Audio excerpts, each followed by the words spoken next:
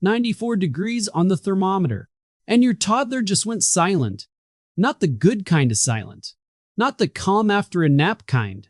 The kind that makes you turn around mid-sentence because something in the air just changed. 10 seconds ago they were laughing on the slide. Now they're standing perfectly still in the middle of the yard, fists clenched, face turning a shade of red that doesn't look like sunburn. You call their name. Nothing. You call it again. Louder this time, and that's when the scream finally comes, all at once, like something inside them just snapped. Everyone around you says the same thing. Overtired, overstimulated, maybe hungry. You've heard it 100 times. And you'll say it yourself the next time it's someone else's kid. But here's what almost no parent knows while they're standing in that yard phone, forgotten in their pocket, trying to calm a child who won't even look at them. Your toddler's brain just read the temperature outside as a 5-alarm emergency, and it started acting accordingly seconds before the scream ever reached your ears. This isn't a mood. It isn't a phase. It's a false alarm going off inside a body that doesn't yet know the difference between hot and dangerous. And once you understand what's actually happening in the 90 seconds before that scream, you will never watch a toddler melt down in the heat the same way again.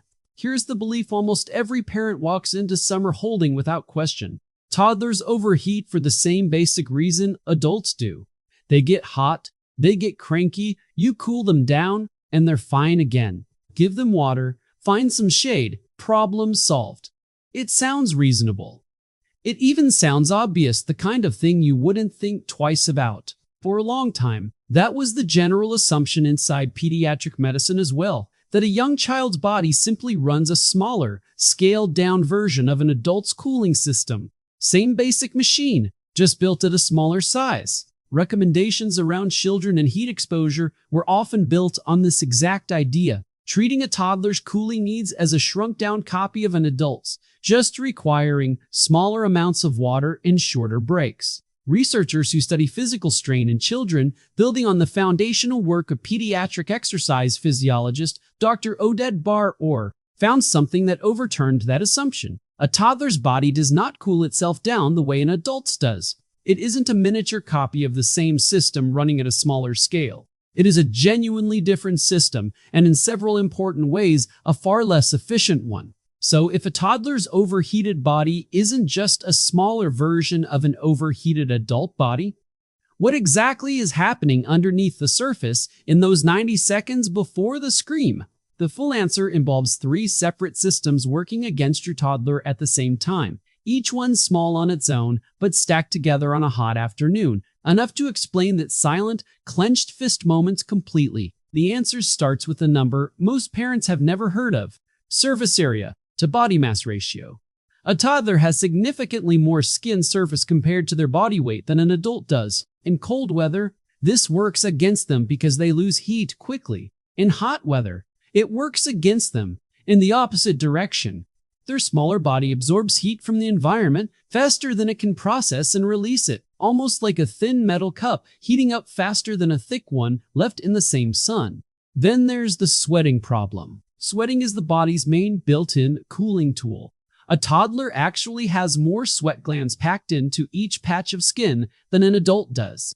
But here's the catch. Each individual gland produces far less sweat and takes longer to switch on. Their cooling system has more switches installed, but every switch is weaker and slower to flip. While an adult standing in that same sun starts sweating within moments, a toddler's body is still catching up, still trying to calculate how much cooling it actually needs to produce, several steps behind the temperature that's already climbing. There's a third factor that rarely gets mentioned. Toddlers also produce more heat internally relative to their size, simply moving and playing, because their metabolism runs faster than an adult's.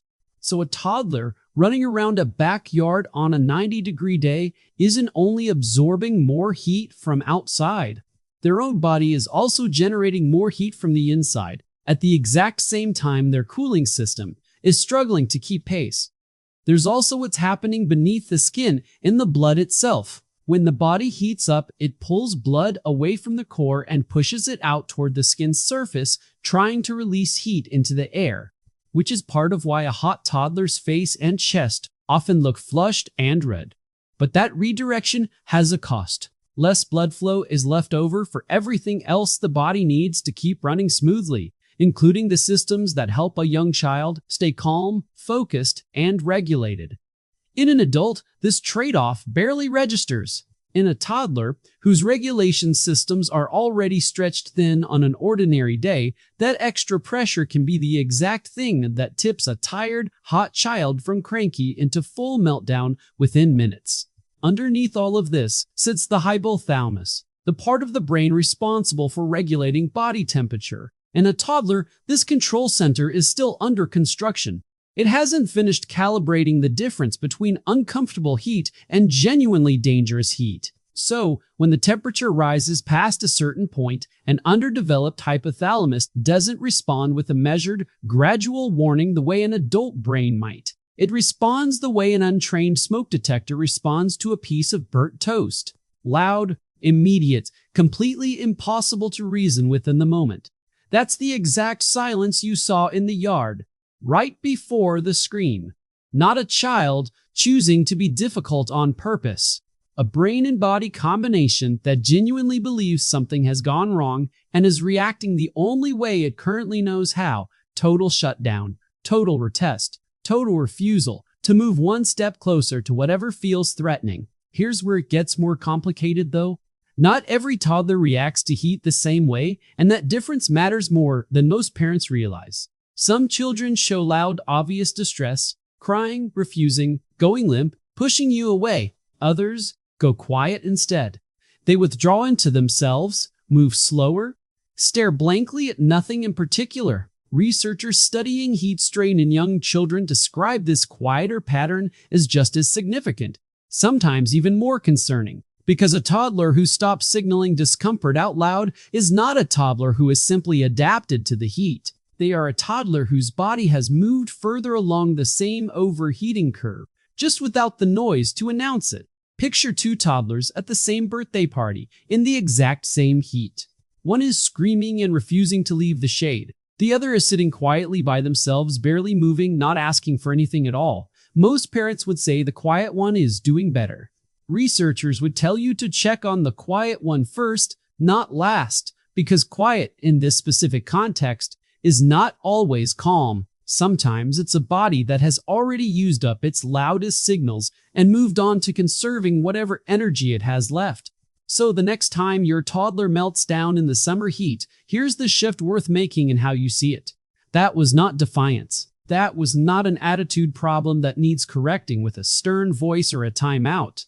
That was a young nervous system running an ancient survival protocol with outdated information, doing exactly what it was built to do with the tools it currently has available.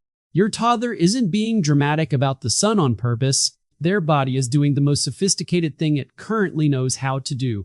Inside an environment it hasn't fully learned to read yet. What looks like a tantrum over nothing is actually a young cooling system still under construction, sounding the only alarm it has as loudly as it knows how, because it genuinely believes that's what keeping your child safe requires right now. There is one distinction worth knowing though, because not every hot weather meltdown is exactly the same, and the difference matters for your child's safety. Ordinary heat crankiness looks like irritability, refusal, and clinginess that eases once your child cools down, drinks water, and rests in shade for 15 to 20 minutes.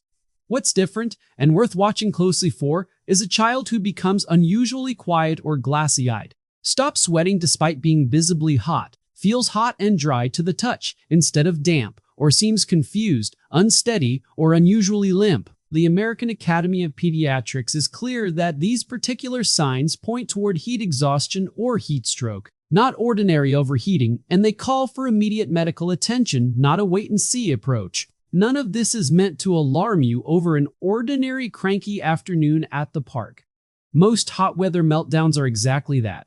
Ordinary, uncomfortable, and completely resolved with 15 quiet minutes in the shade. This is meant to give you a clear, simple line between normal discomfort and something that genuinely needs a doctor, so you can relax through the common version and act fast on the rare one. So here is what all of this means practically. Starting today, First, treat summer heat as a real physical stressor for your toddler, not a minor inconvenience to just push through for the sake of the plans you already made.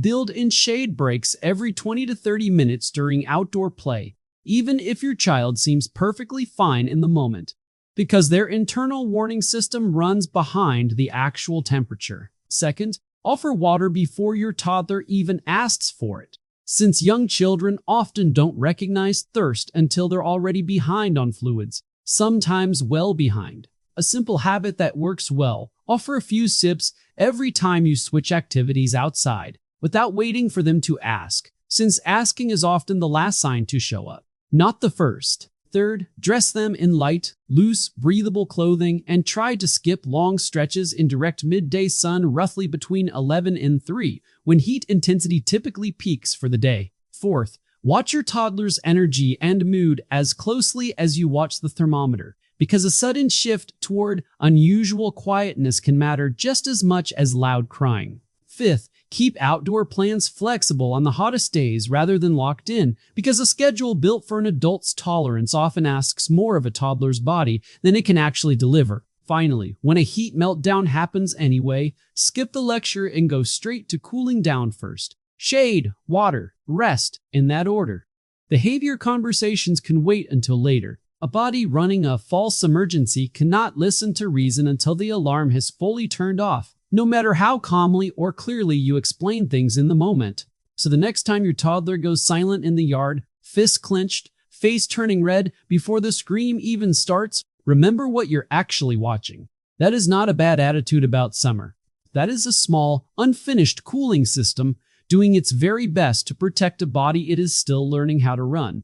Their brain didn't choose to overreact on purpose. It simply hasn't finished learning the difference between hot and dangerous, and won't for a while yet. Give it time, give it shade, give it water, and one day that same nervous system will handle a 90-degree afternoon without a single tear. Somewhere between this summer and a few summers from now, the alarm quiets down on its own. Not because you fixed anything, but because their body finally finished building the system you're watching them struggle with right now. If your toddler has ever gone silent like that, right before a meltdown, tell me what that moment looked like for you in the comments.